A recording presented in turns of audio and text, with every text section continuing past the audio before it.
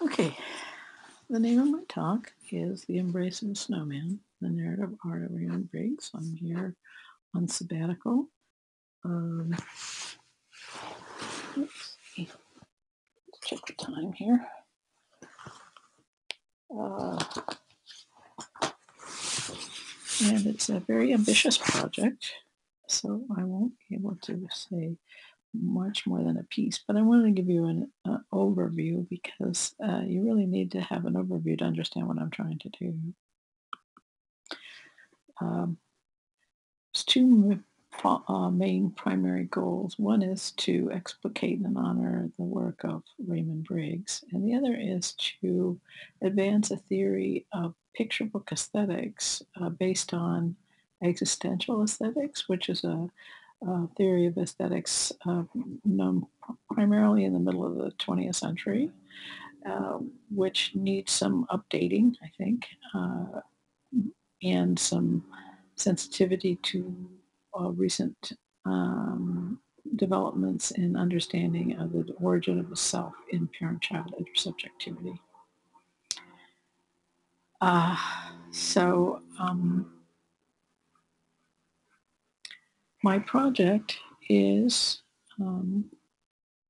to examine in the work of Raymond Briggs how he handles parent-child relationship in fantasy picture books, such as The Snowman, and in his graphic memoir, Ethel and Ernest. Now, both of these use um, strip format as their basic means of narrative telling, and there are no words in The Snowman, and in Ethel and Ernest, it's primarily speech balloons, although there's also some other narration and captions and in other forms of storytelling. So, what do I mean by existentialist aesthetics? So, it's a thought that art is a revelation of human existence. So, it is fundamentally about humanness and not about, although obviously humanness is part of nature, it's not a matter of copying something that's out there. Art is also deeply personal. It symbolizes existence as one has encountered it, not in some sort of prior um, essence. It also sees art as symbolizing in a way that does not force or push its audience. It is a more of an invitation to witness something that the artist has created. Um, Narrative art, which is only one form of art, narrative art by this um, definition is motivated by the unspeakable, and this is its ultimate subject matter. So one of the little sayings that I often have is fiction shows what could not be said using conventional communication. Now, um, look, uh, angling this aesthetic theory toward picture books. Auteur picture books, by my definition, are like the film auteur. Now, film auteur is someone whose work is has through many works of film has established a certain um, signature of um, approach to existence, approach to symbolization of existence. Similarly, auteur picture books are under, first of all, like the film director, are under the artistic control of one creator, and like understand that this is not the publishing norm at all. Mostly picture books are like films; they're created by a whole group of people. And this one creator uses picture book attributes such as page turns, framing, art style, and left, right. Okay, to express the interiority of a self-character within the story.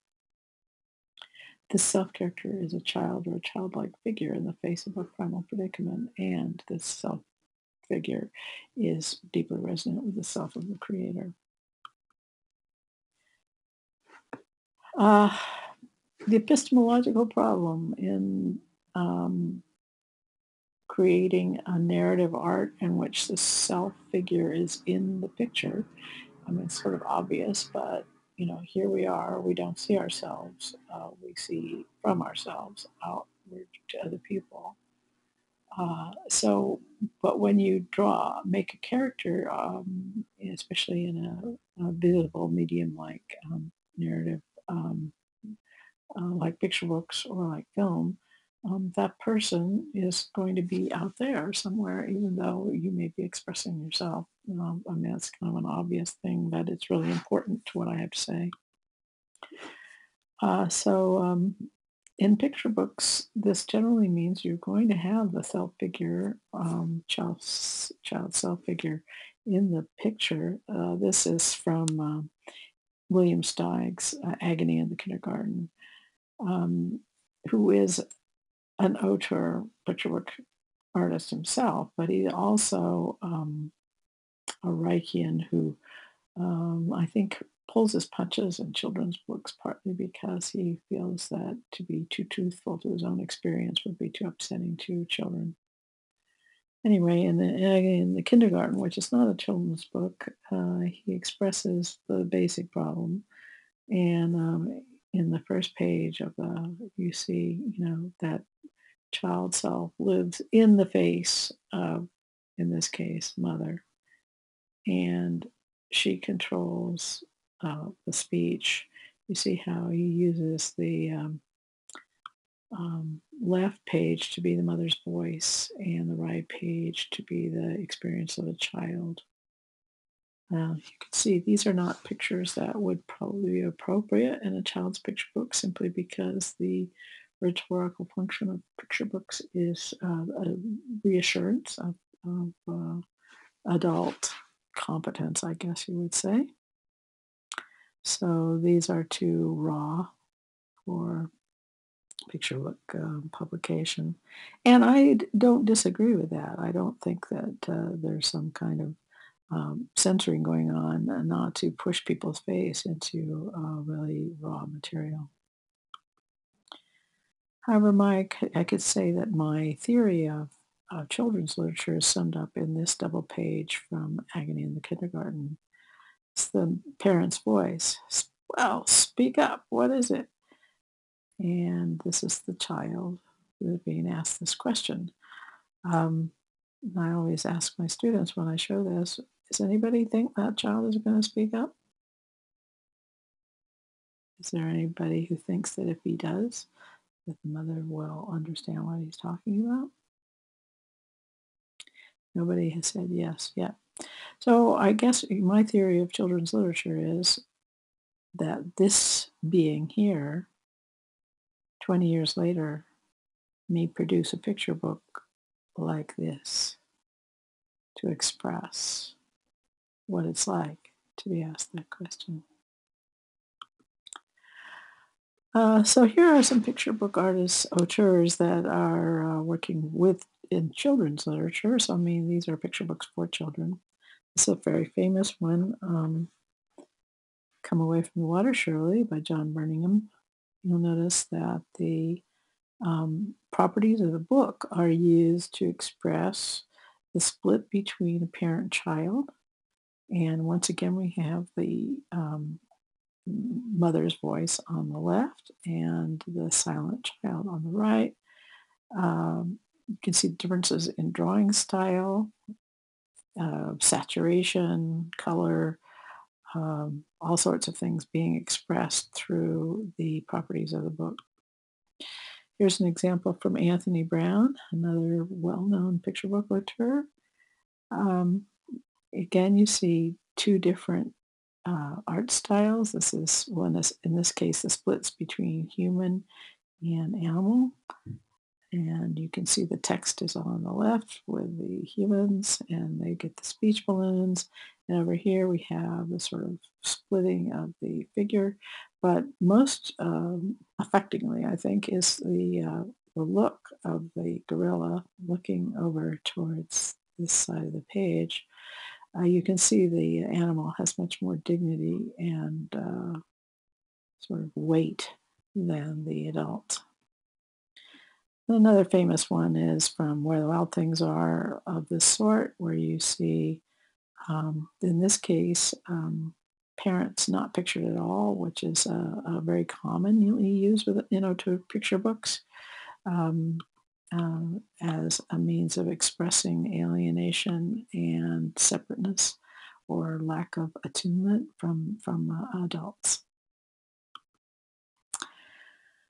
Finally, I would say that picture book artists such as Anthony Brown, who is pictured here, um, are pretty. Some of them are pretty candid about how that their child self figure or their self figure in the books is an alter ego of themselves.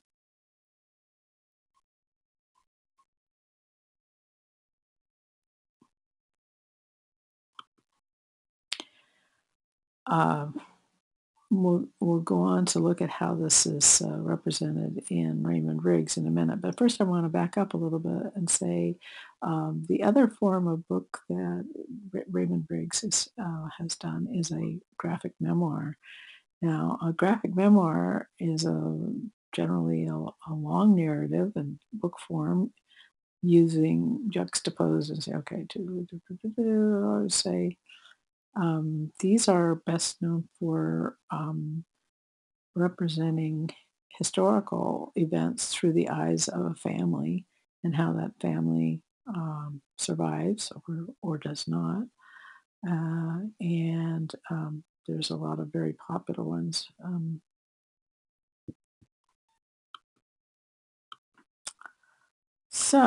Okay, and now here's Ethel and Ernest, Raymond Briggs's graphic memoir. Uh, and this cover illustration, we could talk about it for a long time, but you'll see this is Raymond Briggs looking throughout at his current age when he wrote it, which was in the late 90s, when he would have been in his 60s, just early 60s. And here is his parents pictured at about the age that, let's say, it probably would have been about in the 1940s. Um, I'm very, very interested in the notion of the creation of a self through being looked at rather than looking. And this is something that comes up in picture books in terms of parental face, but it also just borrowing from film categories. I think it's useful to think of uh, the categories of shot, counter shot, which is like, okay, in this left-hand side, we have a point of view shot, which means that we are in the point of view of the person who is about to get shot. Um, and then this is a subjectively inflected shot, which means you're not in the physical vantage point of a character, but what all these sort of little smoky things around here are uh, subjectively inflected. In other words, they're telling you how that character is feeling. A third, okay, we'll go on to that. Okay, in my remaining time, I'll suggest some resonance between Briggs's use of strip format and the profound expression of his work. This resonance does not take any special theoretical knowledge to notice. Having the background of an existential aesthetics brings out the profound difference between narrative art and superficially similar work that is not such, is otherwise motivated. These are the covers of four of Raymond Briggs's books. You will see that the first three, which are roughly in the ratio that they are the Father Christmas and then the Snowman and the Bear, all like They're progressively larger. And you'll see that on the cover, there's a figure from the waist up looking directly at you, but the eyes are not, um, they're dots basically. And these are, maybe ovals, but they don't have pupils. They don't look at you in the same way as, say, a photograph would. Over here we have Ethel and Ernest, the graphic memoir, and these cover figures are full figure, so you see them more at a distance, and they are side by side with with Ernest's arm around Ethel. And we'll also notice that there's a cat and there's a background here. Um, so I'm going to talk about how Briggs brings a certain um, fantasy to his children's picture books or his fictional picture books, fantasy picture books, that is sort of from the backstory provided by Ethel and Ernest, the graphic memoir. Here you see 1, 2, 3, 12 moments from the bear. Um,